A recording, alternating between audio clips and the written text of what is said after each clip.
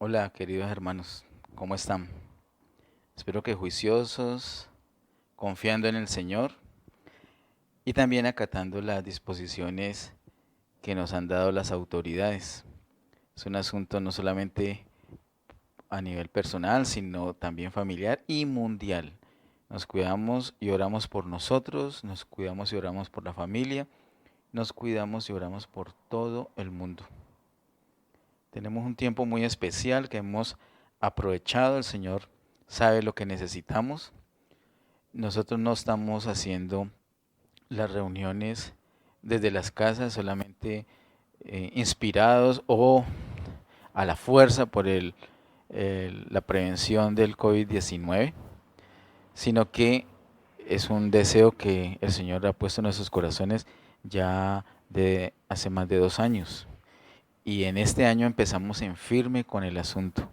De hecho, el primer domingo del mes empezamos en este mes de marzo, que es el mes de los grupos de vida. Empezamos hablando de los grupos de vida. Y lo primero que dijimos de los grupos de vida es que es el estilo Dios. La iglesia estilo Dios. Ese es el nombre perfecto para los grupos de vida. Los grupos de vida nos muestran el estilo Dios porque cuando la iglesia arrancó, lo vemos en Hechos capítulo 2, eran solamente 120, a la altura del verso 41 de Hechos 2 ya son 3000 más. Y en el verso siguiente, verso 42, para poder conservar esa unidad de iglesia, esa comunión, ellos ya tenían una estrategia que el Señor les había dado, y es perseverar en 4 cosas. Luego un poquito más adelante vemos que esas cosas ellos lo están haciendo en el templo y por las casas. Así que la iglesia reunida por las casas es una iglesia estilo Dios. Lo vimos el primer domingo de este mes. Luego, el siguiente domingo vimos el contenido. ¿Cuál es el contenido de los grupos de vida? El contenido de los grupos de vida es Cristo. Ellos perseveraban, como dice el verso 42, en 4 cosas: en la doctrina de los apóstoles, en la comunión unos con otros, en el partimiento del pan y en las oraciones. Vimos ese segundo domingo de este mes de marzo que es la doctrina de los apóstoles. Es Cristo, es hablar de Cristo. ¿Y qué es la comunión? La comunión es el fluir de la vida de Cristo. ¿Y qué es el partimiento del pan? El partimiento del pan es Cristo, es comer a Cristo. ¿Y qué son las oraciones? Cuando vamos allá al lugar santísimo, nos encontramos con un sacerdote que, conforme al orden de Melquisedec, nos ministra la vida de él, la vida misma de Cristo. Así que el contenido de los grupos de vida es Cristo, nada más que Cristo. De Cristo tenemos que hablar, de Cristo tenemos que impregnarnos, de Cristo tenemos que impartir a las demás personas. Eso es lo que tenemos que hacer en los grupos de vida. Luego, eso fue el domingo anterior, o sea, el tercer domingo del mes, vimos las metas. ¿Cuáles son las metas de los grupos de vida? Vimos 6 metas. La primera meta tiene que ver con nuestro cambio de mentalidad. Debemos cambiar nuestra mentalidad. No podemos seguir pensando que la reunión principal es la reunión del domingo donde vienen todos los hermanos, toda la familia está invitada acá al sitio de reuniones y que las otras reuniones no son principales. Eso tiene que cambiar. Si es en el templo y por las casas, todas las reuniones son importantes, todas son principales, no hay una más importante que otra, son distintas y es distinto el tamaño. Habrán reuniones grandes y habrán reuniones pequeñas. Lo esencial son las reuniones pequeñas, lo esencial son las reuniones por las casas, pero las otras no les vamos a quitar importancia, siguen siendo muy importantes. Las reuniones grandes siguen siendo importantes.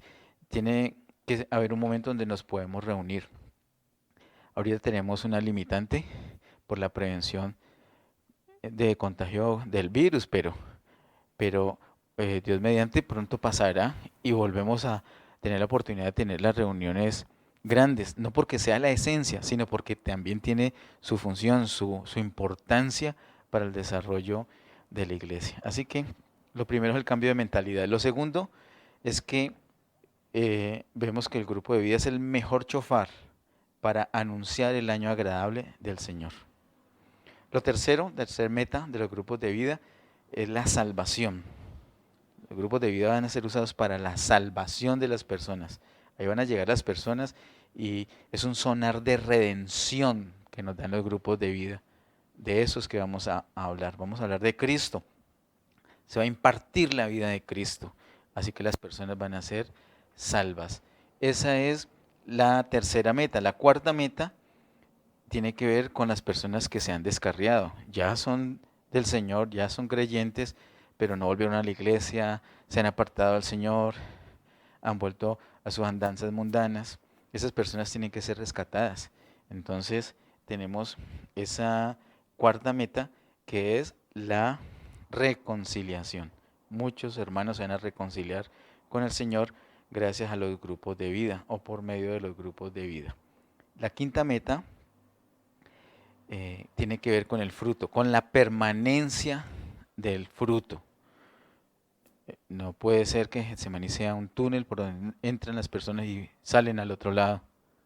No, tenemos que retener el fruto. No con miras a que el nombre de la iglesia sea levantado o mostrar que tenemos mucha gente. No, ese no es el propósito. Pero el propósito del Señor siempre es el crecimiento.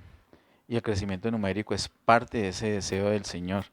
Así que para que haya un crecimiento, no solamente es traer mucho fruto, sino que ese fruto permanezca. Y la mejor manera de hacer permanecer el fruto es el cuidado que las personas van a tener en los grupos de vida. Y la última meta, la sexta meta que mencionamos, tiene que ver con el desarrollo de los dones espirituales. Se usarán los dones espirituales de tal manera que se van a desarrollar. En las reuniones grandes no tenemos mucha oportunidad de que varias personas participen y puedan usar sus dones y sean desarrollados esos dones. Mientras que en los grupos de vida, que son grupos pequeños, reuniones pequeñas y muchas reuniones, entonces habrá lugar. No solamente habrá la oportunidad, sino la necesidad de que, de que las personas usen sus dones espirituales. Esas manifestaciones del Espíritu en las personas serán útiles y se va a dar ese desarrollo de los dones. Esas son las 6 metas que vimos de los grupos de vida el domingo anterior. Hoy, queridos hermanos, les invito para que nos enfoquemos en un tema esencial en los grupos de vida y son los obreros. Ese es el tema de hoy en los grupos de vida, los obreros. ¿Quiénes son los obreros? ¿Quiénes son esos obreros que van a hacer la iglesia estilo Dios? ¿Quiénes son esos obreros que van a llevar ese contenido que es Cristo a las personas? ¿Quiénes son esos obreros que van a alcanzar esas 6 metas que vimos hace 8 días? ¿Quiénes son los obreros? Eso es lo que vamos a ver, lo que la palabra nos dice, no es lo que nos parezca o lo que sintamos en nuestro corazón. No se trata de logística, tampoco de sentimentalismo o de ideas creativas. Se trata de lo que Dios haya dicho, lo que Dios dice en su palabra. Eso es lo que vamos a examinar. Miremos entonces cuáles son esos obreros. Les invito primeramente que miremos en Primera de Pedro, capítulo 5, verso 2. Primera de Pedro, capítulo 5, verso 2. Dice en Primera de Pedro, capítulo 5, verso 2. Apacentad la grey de Dios que está entre vosotros, cuidando de ella, no por fuerza, sino voluntariamente, no por ganancia deshonesta, sino con ánimo pronto. Ese versículo 2 es muy especial. Dice apacentad la grey de Dios. Esa grey de Dios se refiere a la iglesia de Dios, al rebaño de Dios. Quiero destacar aquí el hecho que la Biblia nos habla de la iglesia como la iglesia de Dios. Muy importante. Voy aquí en la presentación a poner allí en la pantalla. Ese es el intento que vamos a hacer a pesar de las limitaciones que tenemos en estos días. Poner allí en la pantalla esta imagen donde nos muestra, la Biblia llama la iglesia de Dios. Primera de Pedro 5:2. Con esta idea allí flotando, quiero que ahora miremos en Hechos capítulo 20, verso 28. Dicen Hechos 20, 28. Por tanto, mirad por vosotros y por todo el rebaño en que el Espíritu Santo os ha puesto por obispos, para apacentar la iglesia del Señor, la cual Él ganó por su sangre. Precioso versículo, pero lo que quiero que miremos especialmente en este momento, que enfoquemos de este verso 28 de Hechos 20, es cómo es llamada la iglesia aquí. Es llamada la iglesia del Señor. Y sin duda aquí en Hechos 20:28, el Señor es el Señor Jesús. Se está refiriendo a nuestro Señor Jesús. La iglesia es llamada entonces la iglesia del Señor. La Biblia se refiere a la iglesia como la iglesia de Dios, la iglesia del Señor Jesús. Esas dos están en 1 de Pedro 5:2 y ahora Hechos 20:28. Tengamos esas dos ideas ahí flotando. La iglesia de Dios y la iglesia del Señor Jesús. Miremos ahora en 1 Corintios capítulo 14, verso 33. 1 Corintios capítulo 14, verso 33. Dice así: pues Dios no es Dios de confusión, sino de paz, como en todas las iglesias de los santos. Quiero leerlo nuevamente. Dice, pues Dios no es Dios de confusión, sino de paz, como en todas las iglesias de los santos. Así que aquí vemos cómo la Biblia llama a la iglesia, la llama la iglesia o las iglesias de los santos. Muy importante, quiero destacar esas tres maneras de nombrar la iglesia en la Biblia. Primero, iglesia de Dios. Segundo, iglesia del Señor Jesús. Y ahora, iglesia de los santos. En ninguna parte se encuentra que la iglesia de los líderes o la iglesia de los apóstoles o la iglesia de los pastores, en ningún lugar, o la iglesia de los ancianos, en ninguna parte. Lo que sí se encuentra es lo que hemos visto en 1 de Pedro 5:2, iglesia de Dios, en Hechos 20:28, iglesia del Señor Jesús, y en 1 Corintios 14:33, iglesia o iglesias de los santos. De esas tres maneras es llamada la iglesia.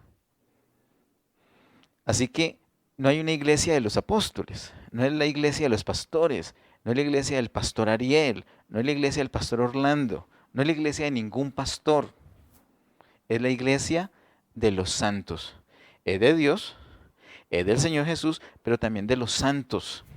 Así que, hermanos, ustedes no se congregan en la iglesia del pastor Orlando, sino que esta iglesia es de ustedes. Esta es la iglesia de los santos. En ese sentido, yo no vengo a ser el jefe de ninguno de ustedes, sino que ustedes vienen a ser los jefes míos. Yo hago por ustedes, yo trabajo para ustedes, yo sirvo para ustedes, yo les sirvo a ustedes. La iglesia es de ustedes. Ustedes son los dueños de la iglesia en ese sentido, como lo llama el apóstol Pablo en 1 Corintios 14:33, la iglesia de los santos.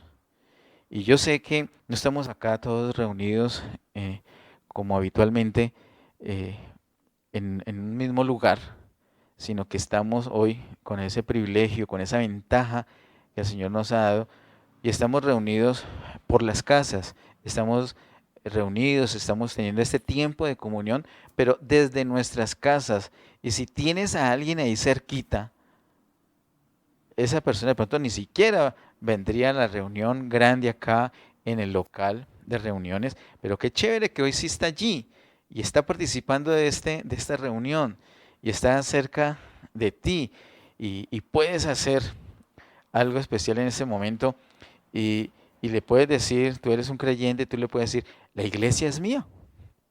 Esa iglesia es mía, dile así, esa iglesia es mía. Es más, dile, la iglesia Getsemaní es mía. La iglesia es mía.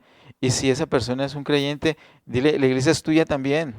La iglesia es de nosotros, porque eso dice la Biblia. Le puedes decir, esa iglesia no es del pastor Orlando.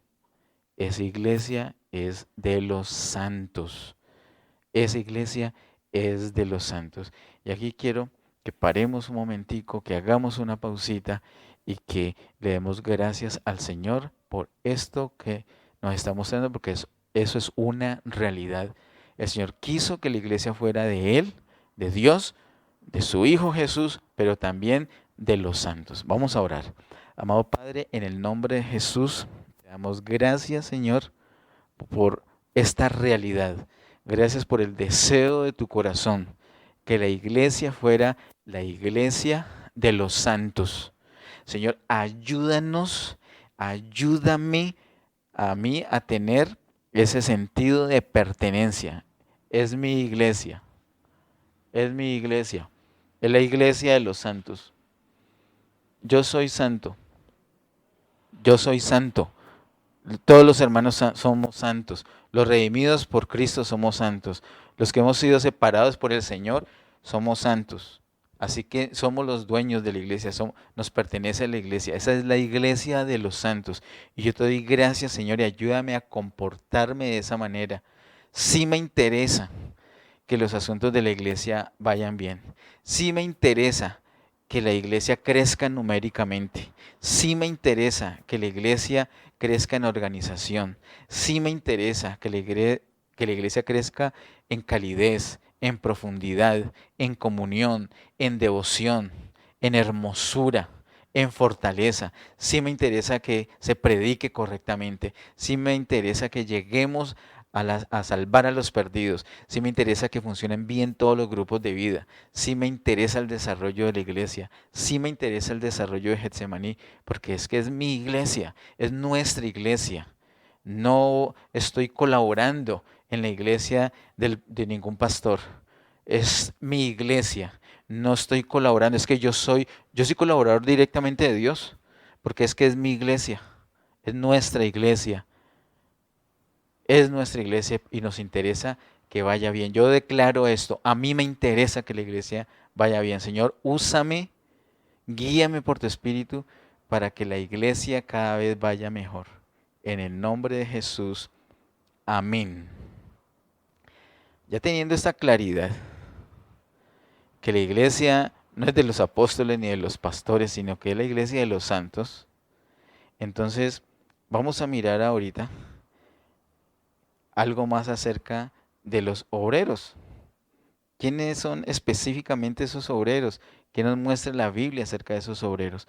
Miremos en Efesios capítulo 4, Efesios capítulo 4, verso 11 y 12. Efesios capítulo 4, verso 11 y 12. Dice, y él mismo constituyó a unos apóstoles, a otros profetas, a otros evangelistas, a otros pastores y maestros, a fin de perfeccionar a los santos para la obra del ministerio, para la edificación del cuerpo de Cristo. Este versículo nos da una claridad impresionante, estos versículos. Dice que constituyó a unos apóstoles, profetas, evangelistas, pastores y maestros. Vemos los 5 ministerios allí. Pero ¿para qué los constituyó? El verso 12 dice, ¿para qué? A fin de perfeccionar. ¿A quiénes? A los santos. Es decir, a toda la iglesia, a todos los hermanos, a todos los creyentes de la iglesia. ¿Y para qué los perfecciona? Dice el verso 12, para la obra del ministerio, para la edificación del cuerpo de Cristo. O sea, los perfecciona para la obra del ministerio. O sea que realmente, ¿quiénes son los obreros? ¿Quiénes son los de la obra del ministerio? ¿Esos obreros quiénes son? Según lo que dice Efesios capítulo 4, versos 11 y 12, con toda claridad, los obreros son los santos. Los obreros no son los apóstoles, mencionados en el verso 11, ni los profetas, ni los evangelistas, ni los pastores, ni los maestros, sino que los obreros son mencionados en el verso 12. Los obreros son los santos. ¿Y cuál es la obra del ministerio que hacen esos santos? La edificación del cuerpo de Cristo. Todos los santos son los verdaderos responsables de la edificación del cuerpo de Cristo. Todos los santos son los verdaderos llamados por Dios para la edificación del cuerpo de Cristo. ¿Quiénes son los que tienen que hacer la obra del ministerio? Toda la iglesia, todos los santos. ¿Quiénes son los obreros entonces? Todos los santos. ¿Quiénes son los obreros que van a hacer los grupos de vida? Todos los santos. Los obreros no son algunos líderes que son llamados por Dios exclusivamente para eso. No, los llamados por Dios no hay exclusividad en el llamado. Los que Dios llamó a salvación los llamó a servir en la obra del ministerio. Los que llamó a salvación son llamados a ser obreros. Todos tenemos una comisión de parte de Dios y es la edificación del cuerpo de Cristo. Todos los obreros, según nos dice Efesios 4, 11 y 12. No podemos seguir pensando así como ese pensamiento religioso, esa mentalidad que teníamos antes. Hay unos obreros allí que están haciendo un trabajo para edificarnos a nosotros. Yo vengo aquí para que me edifiquen. Sí, eso se seguirá dando y vamos a tener muchas reuniones de edificación. Esta, por ejemplo, pero esa no es la única. De hecho, no es la principal reunión de edificación del cuerpo de Cristo, sino que las reuniones de edificación del cuerpo de Cristo son llevadas a cabo directamente por todos los santos. Y la manera en que eso se cumple efectiva y prácticamente es en los grupos de vida. En los grupos de vida van a estar esos obreros por todas partes, por todas las casas, haciendo la obra del ministerio, ocupados en la edificación del cuerpo de Cristo. Miremos allí mismo en Efesios 4, el verso 16. Dice el verso 16, de quien todo el cuerpo, bien concertado y unido entre sí por todas las coyunturas que se ayudan mutuamente, según la actividad propia de cada miembro, recibe su crecimiento para ir edificándose en amor. Qué verso tan precioso y tan poderoso.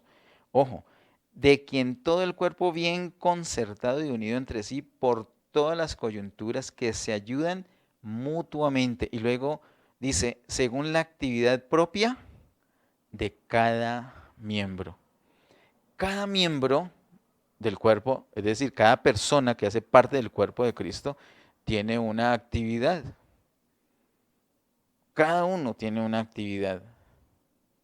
Y esa actividad es muy especial, porque dice, según la actividad propia de cada miembro. Esa actividad, una actividad que tiene un miembro, yo no soy capaz de hacerla, porque es propia de él. Si a mí si me fallara un cuerpo, un miembro de mi cuerpo, por decir, si no me funciona bien un pie, yo podría suplir eso recargando el trabajo en el otro pie, para afianzarme, para afirmarme, para resistir el peso de mi cuerpo, pero no sería lo normal, no llega a suplir completamente el otro pie lo que debe hacer el primero. Cada miembro tiene su propia actividad y cuando logramos que cada miembro esté funcionando con su propia actividad, entonces se va a lograr el propósito de Dios, que es la edificación. Se da esa edificación, se da ese crecimiento y se da esa edificación en amor, esa edificación del cuerpo de Cristo.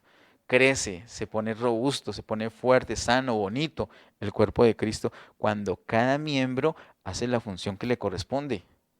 Por eso es tan importante entender ese asunto de los grupos de vida. Por eso es tan importante entender la iglesia estilo Dios. Todos vamos a usar los dones, todos vamos a desarrollar los dones. Cada uno según la actividad propia va a contribuir para la edificación del cuerpo de Cristo. Hermanos, todos somos los obreros. ¿Quiénes son los obreros de los grupos de vida? Los santos. ¿Quiénes son los obreros para hacer el ministerio, la obra del Señor? Los santos, todos los santos. Miremos en Hechos capítulo 8, verso 1. Algo muy especial, muy diciente. Hechos capítulo 8, versículo 1 y luego miramos el verso 4. Dice en Hechos capítulo 8, verso 1. Y Saulo consentía en su muerte. Hablando de Saulo consintiendo en la muerte de Esteban, que fue apedreado según narra el capítulo anterior, capítulo 7. Dice el verso 1 del capítulo 8 entonces, y Saulo consentía en su muerte. En aquel día hubo una gran persecución contra la iglesia que estaba en Jerusalén, y todos fueron esparcidos por las tierras de Judea y de Samaria, salvo los apóstoles. Ojo, ¿quiénes fueron esparcidos por las tierras de Judea y de Samaria? Todos, todos fueron esparcidos, pero luego al final del verso 1 dice, salvo los apóstoles, es decir, excepto los apóstoles. Los apóstoles no fueron esparcidos, los apóstoles sí se quedaron. ¿Dónde se quedaron? En Jerusalén, porque la persecución dice que hubo una gran persecución contra la iglesia que estaba ¿dónde? En Jerusalén. Jerusalén, capital de Judea. El Señor les había dicho inicialmente, se tienen que quedar en Jerusalén, pero luego van a tener que, después de predicar en Jerusalén y de regar la palabra, de ser testigos de Él, del Señor Jesús en Jerusalén, van a llegar a toda Judea y después de Judea, a abarcar toda esa provincia de Judea, van a seguir con la provincia siguiente, que es Samaria, y después con la otra y la otra, hasta lo último de la tierra, pero ellos se habían quedado en Jerusalén. Y luego el Señor usa en su poder, en su soberanía, en la administración que Él tiene del universo, permite esa persecución contra la iglesia para que salgan corriendo de allí. ¿Quiénes salieron corriendo? Todos los santos salieron corriendo, menos los apóstoles. Los apóstoles, y esto no quiere decir, uy, tan cobardes que salieron corriendo y en cambio los apóstoles fueron los guapos. No, no, no es eso. No, el Señor ya tenía todo calculado. Era el deseo del Señor que los santos fueran esparcidos y se encargó que los apóstoles se quedaran. ¿Por qué? Porque Él tiene un propósito con los santos, así como tiene un propósito con los apóstoles, con los pastores, evangelistas, con los maestros, con los profetas, tiene un propósito también con los santos. Los santos son los que tienen que hacer la obra del ministerio. Salieron entonces por todas partes, salieron, llenaron toda Judea y también llegaron a Samaria. ¿Quiénes? Todos los santos menos los apóstoles. ¿Y qué sucedió? Dice el versículo número 4, de ahí mismo de Hechos 8, 4 dice, pero los que fueron esparcidos iban por todas partes anunciando el evangelio. Ojo, pero los que fueron esparcidos, ¿quiénes? Todos los santos menos los apóstoles. ¿Qué hacían? Iban por todas partes anunciando el evangelio. No nos queda duda. ¿Quiénes son los encargados de llevar el evangelio por todas partes? Los santos. Todos los santos. Los santos son los que tienen la responsabilidad, el llamado, la comisión de parte de Dios para hacer la obra del ministerio. Son los santos los que fueron esparcidos, iban por todas partes anunciando el evangelio. Tú que estás allí en tu casa, tú tienes que hablar el evangelio. Tú no tengas temor.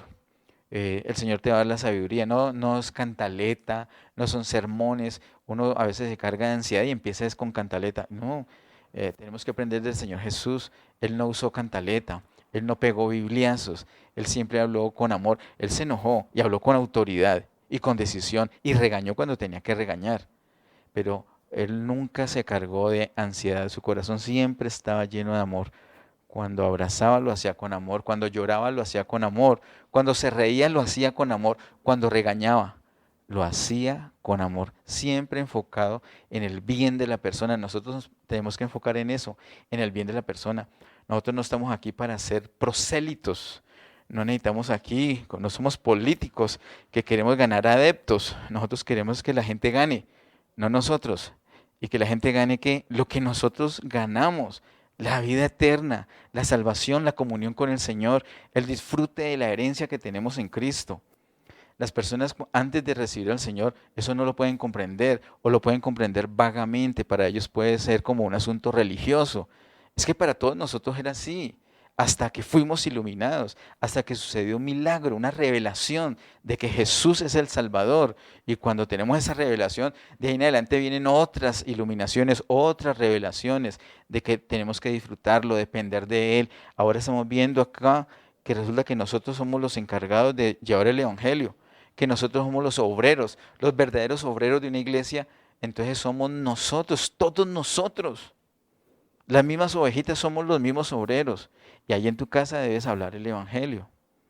Debes orar, debes interceder, debes dar buen ejemplo, debes brillar con la luz del Señor, lo que el Señor te ha dado. Ante todo, amemos a todas las personas, los que están en nuestra casa, nuestros vecinos, compañeros de estudio, trabajo, etcétera.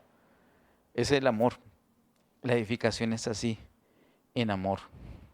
Así que nos queda claro por estas citas que los obreros son los santos. Ellos fueron los que hicieron o propagaron el Evangelio y permitieron el crecimiento de la iglesia. Miremos ahora en primera a Timoteo 4:6. Es un versículo muy, pero muy especial. Pienso yo que es el corazón de esta prédica, el corazón de este mensaje en esta hora. Es primera a Timoteo 4:6. El Señor nos ayude a comprender estas palabras. Dice en primera a Timoteo 4:6: si esto enseñas a los hermanos, serás buen ministro de Jesucristo, nutrido con las palabras de la fe y de la buena doctrina que has seguido. Hasta allí, ese es el verso 6. Ese verso es muy especial. Mire cómo dice el verso 6. Si eso enseñas a los hermanos, serán buen ministro de Jesucristo. ¿Cómo es un buen ministro de Jesucristo? Dice, nutrido con las palabras de fe y de la buena doctrina que has seguido. Mire que no dice que un buen ministro de Jesucristo es una persona que sabe mucha palabra y mucha doctrina. No es una que sabe. ¿Sí lo nota? O una que se expresa muy bien, una que maneja muy bien las palabras y la doctrina. No, no es eso, sino que, ¿qué es lo que dice? Nutrido, nutrido con las palabras de la fe y de la buena doctrina que ha seguido. La persona tiene que estar nutrida. Un buen ministro, un buen obrero, tiene que estar nutrido. Porque mire que esa palabra de este verso 6 de 1 Timoteo 4 dice, si esto enseñas a los hermanos, serás buen ministro de Jesucristo. ¿Ministro qué quiere decir? Es un siervo o un servidor de Jesucristo. Y decir servidor de Jesucristo tiene dos facetas, tiene dos sentidos. No que se contradicen, sino que se complementan. Ojo, no es un solo sentido cuando se dice ministro de Jesucristo o servidor de Jesucristo. Lo primero, que es lo más corriente, lo que uno ve por encimita y que es real y poderoso, es que es un asunto de pertenencia. ¿A quién le pertenece ese ministro? A Jesucristo, porque es un ministro de Jesucristo. Así que le pertenecemos a Él. Eso es lindo, eso es fuerte, eso es poderoso y tiene un gran significado. Pero no es el único significado. Hay algo más. ¿Qué quiere decir ministro de Jesucristo o servidor de Jesucristo? Quiere decir que además que le pertenece a Jesucristo, ¿qué es lo que sirve esa persona? ¿Qué es lo que ministra esa persona? ¿Qué sirve un servidor de Jesucristo? Si estuviéramos, por ejemplo, en un restaurante especial, donde hay muchas personas sirviendo y hay una persona encargada de los vegetales, ese lo llamaríamos, ese es el servidor de vegetales, ese es el servidor de cereales, ese es el servidor de frutas, ese es el servidor de las carnes. Entonces viene el servidor de las carnes y ¿qué nos va a servir? Carne. ¿Y el servidor de legumbres qué nos va a servir? Legumbres. ¿Sí me comprenden la idea? Así que decir servidor o decir ministro de Jesucristo no solamente implica la pertenencia a Jesucristo, sino la esencia de qué es lo que estamos sirviendo. Un ministro de Jesucristo, ¿qué es lo que tiene que servir? Tiene que servir Jesucristo. Está especializado en servir Jesucristo. Este nos sirve legumbres, este nos sirve frutas, este nos sirve sino Jesucristo. ¿Usted qué sirve? Jesucristo. ¿Y el otro qué sirve? El otro sirve cereales, el otro sirve carnes, pero este que es un servidor de Jesucristo lo que sirve es Jesucristo. Nosotros no estamos aquí para servir doctrinas, ni servir credos denominacionales, ni servir posiciones políticas, ni posiciones religiosas. Eso no es un ministro de Jesucristo. Eso no es un servidor de Jesucristo. Un servidor de Jesucristo sirve eso, Jesucristo. Nosotros no somos, los obreros no somos primordialmente oradores o habladores o predicadores o expositores o maestros. Nosotros no estamos para enseñar básicamente, nosotros estamos para servir básicamente. ¿Y qué es lo que vamos a servirle a las personas? Les vamos a servir Jesucristo. A las personas les vamos a servir Jesucristo. Venga, prepare ese plato que en ese plato le voy a servir Jesucristo. Venga, cuando yo voy a hacerle la visita, yo le voy a dar algo a usted. ¿Qué le voy a dar? Le voy a dar Jesucristo. Como lo vimos en el segundo domingo de este mes.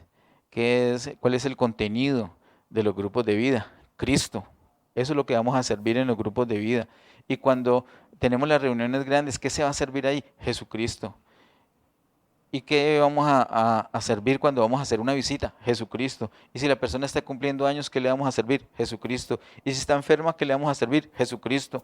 Y si está desanimada, ¿qué le vamos a servir? Jesucristo. Y si está animada, ¿qué le vamos a servir? Jesucristo.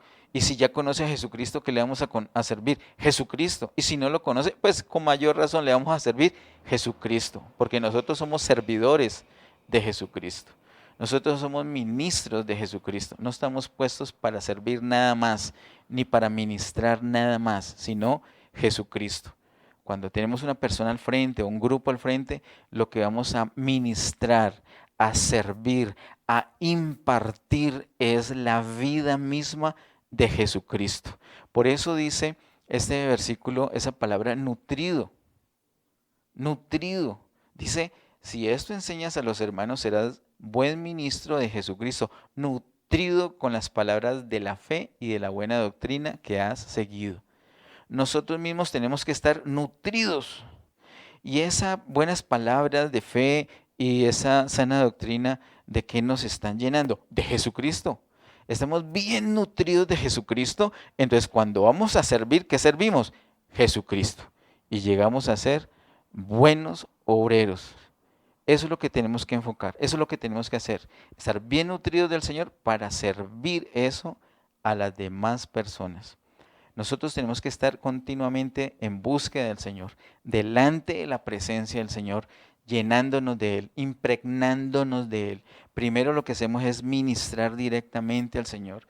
Nos acercamos al Señor, nos acercamos, esa palabra clave que aprendimos en Hebreos, acercarnos, nos acercamos al trono de la gracia, nos acercamos al lugar santísimo y ahí delante de la presencia del Señor somos ministrados con la vida misma del Señor.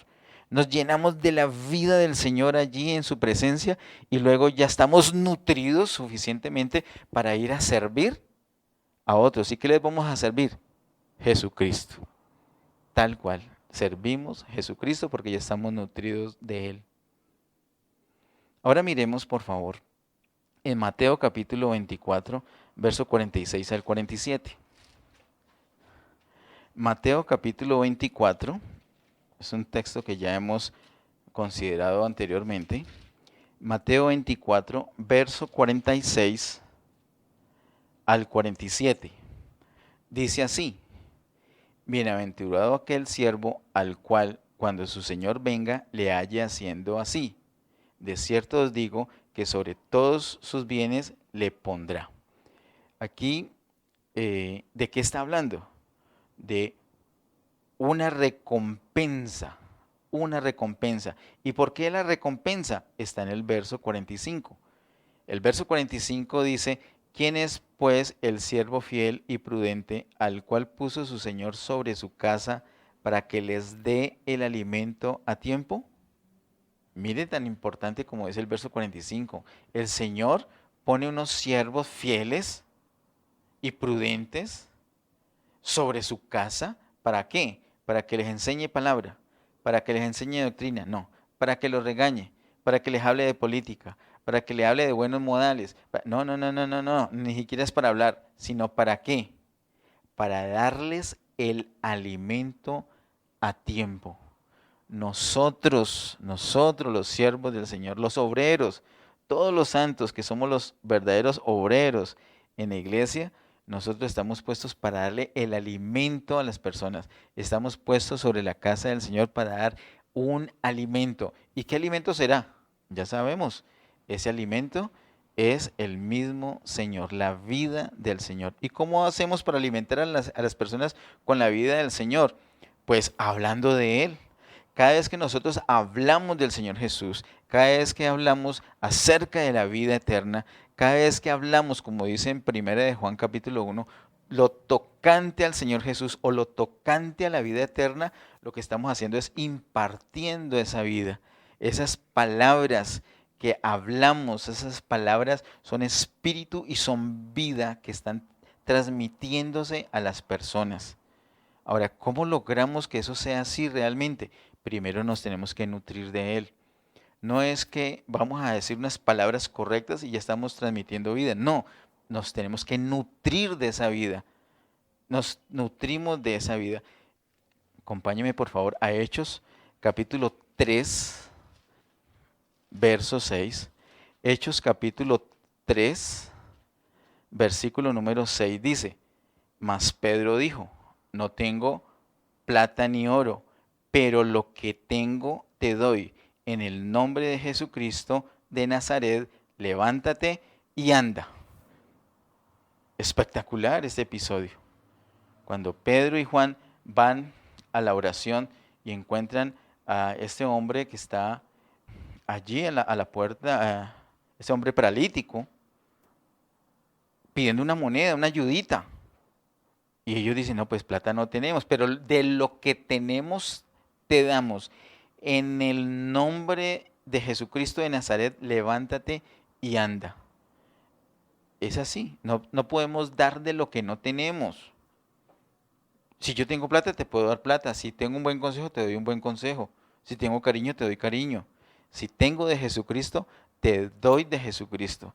Ellos estaban nutridos, estaban llenos, estaban rebosantes de Jesucristo. Por eso pudieron decir: en el nombre de Jesucristo de Nazaret, levántate y anda. Así es que tenemos que hacer. Nos llenamos del Señor Jesús. Y una vez que ya tenemos abundantemente al Señor Jesús, podemos darle a la gente Le damos a la gente lo que tenemos. No que medio escuché algo del Señor Jesús y voy a repetirlo como un lorito. No, no, ya sé que es verdad.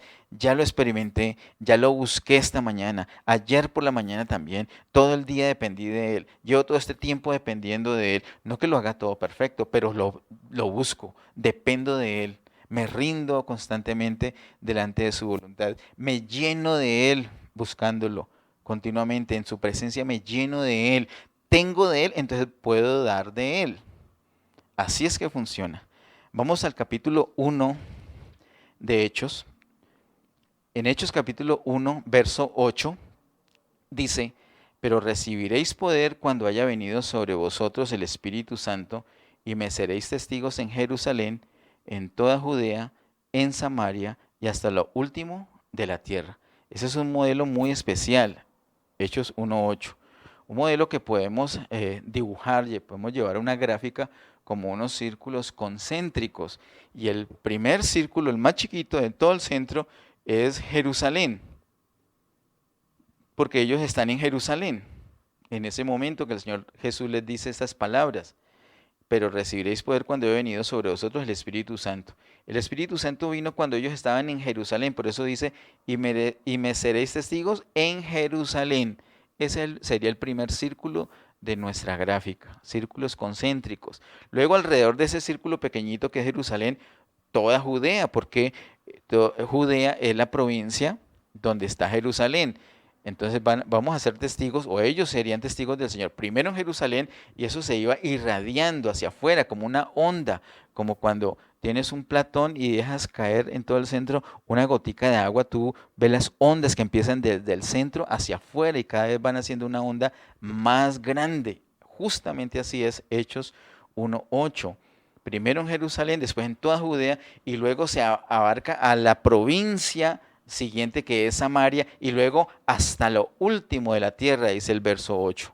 Círculos concéntricos, primero sería Jerusalén, luego Judea, luego Samaria y las otras provincias, y luego hasta lo último de la tierra, tal cual es. Así que hay un círculo más concéntrico que Jerusalén, que una ciudad, y somos nosotros mismos. Yo me lleno del Señor, me lleno y eso va irradiando, me nutro. Y cuando ya estoy nutrido, ya soy un buen siervo del Señor Jesucristo. Ya puedo ministrar al Señor Jesucristo a otros. Y así se va ampliando esa onda, se va ampliando esos círculos de influencia, esos círculos llenos del Evangelio, llenos de la presencia del Señor, llenos de la vida del Señor. Pero tengo que empezar por mí. Recordemos las palabras del Señor Jesús en Juan capítulo 6, verso 63. Juan capítulo 6, verso 63, que lo mencioné ahorita, dice, el Espíritu es el que da vida, la carne para nada aprovecha. Las palabras que yo os he hablado son espíritu y son vida. Eso es, cuando estamos llenos del Señor y hablamos de Él, estamos impartiendo esa vida del Señor a otras personas. O como lo dice en Juan capítulo 7, verso 38. Juan 7, 38 dice, el que cree en mí, como dice la Escritura, de su interior correrán ríos de agua viva. Tal cual. Creemos en el Señor, nos llenamos del Señor. Entonces, ¿qué va a suceder? De nuestro interior, de allí de nuestro interior van a salir ríos de agua viva. Y van a salir de esos ríos de agua viva, van a bendecir a otras personas, a los que están en nuestra casa, a los que están cerquita de nosotros, a los que conocemos, en los vecinos, otros familiares más de un círculo familiar más extendido, o compañeros de estudio, de trabajo, o con los que hacemos deporte, en fin, todas las personas que el Señor nos da la oportunidad de tener algún trato, algún contacto con ellos. Ellos van a recibir al Señor porque les vamos a impartir la vida del Señor. Así que esos son los obreros. Los obreros son todos los santos como hemos visto en esos ejemplos de la palabra de Dios. Y la característica es que somos ministros de Jesucristo. Buenos ministros de Jesucristo, no solamente porque le pertenecemos, sino porque estamos nutridos de la vida del Señor. Tú eres un obrero. Tú te tienes que nutrir de la vida del Señor para que puedas servir Jesús a otros. Te pido que allí donde estés, cierra tus ojitos para que puedas concentrarte mejor y me acompañes y oremos juntos. Vamos a rendirnos delante del Señor. Vamos a decirle, Señor, aquí tu palabra es clara y yo la recibo hoy y acepto lo que soy. Vamos a orar. Padre Celestial, en el nombre de Jesús, te damos gracias. Muchas gracias por tu palabra. Gracias, Señor, por tu propósito. Gracias, Señor, por tus diseños. Gracias, Señor, porque me das claridad. Tu palabra ha sido clara. Tu espíritu me ha ayudado a ver, no solamente a leer, sino a ver lo que dice tu palabra. Tu palabra dice con claridad quiénes son los obreros. Yo soy un obrero. Soy un obrero. Y es un privilegio para mí. Y sé que no es una carga pesada que me va a aplastar, sino que yo me voy a nutrir de ti. Porque no se trata de mí, se trata de ti. No se trata de llevar mi fuerza, mi actitud, mi conocimiento, sino llevarte a ti. Esa vida tuya impregnada en mí, esa vida tuya con la que me has llenado, con la que me has llenado hoy, con la que me voy a llenar todos los días, es la vida que voy a transmitir a otros. Cada vez que hable de ti, cada vez que abra mi boca, voy a impartir tu vida. Quiero nutrirme de ti, Señor. Lléname, en este momento llena mi vida de ti. Lléname, invoco tu nombre, el nombre poderoso de Jesús, para que todas las riquezas de Jesús vengan a mi vida, para que venga esa fortaleza, para que venga ese dominio propio, venga esa sabiduría, ese amor, esa paz, para que venga esa paciencia, para que venga esa bondad. Quiero llenarme de Jesús, quiero llenarme de Jesús. Invoco su nombre, el nombre de Jesús. Me lleno de las riquezas de Cristo, me lleno de la vida de Cristo Jesús. Y cuando vaya a otros, no les voy a hablar de otra cosa sino de Jesús. No voy a darles, no voy a impartir otra cosa sino Jesús, porque soy un ministro de Jesús, soy un servidor de Jesús, que sirvo Jesús. Gracias, Señor, por ese privilegio. Gracias, Señor, por ese privilegio. Gracias porque puedo atender a las mesas. Soy un mesero que sirve Jesús.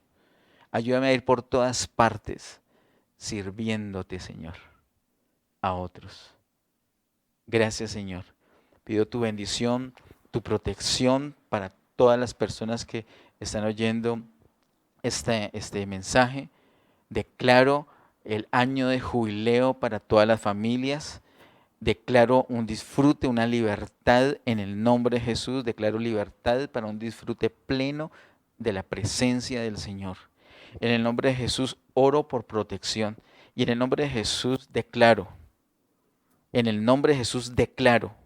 sanidad para los cuerpos enfermos. En el nombre de Jesús declaro una barrera que ningún virus ni el COVID-19 puede atravesar. Lo declaro en el nombre poderoso de Cristo Jesús. Declaro sobre el pueblo de Dios particularmente, sobre todas las casas donde haya algún hijo de Dios, declaro esta protección especial, así como sucedió en Egipto para el pueblo Israel. En el nombre de Jesús, yo proclamo la sangre de Cristo en los dinteles de cada casa de los hijos de Dios.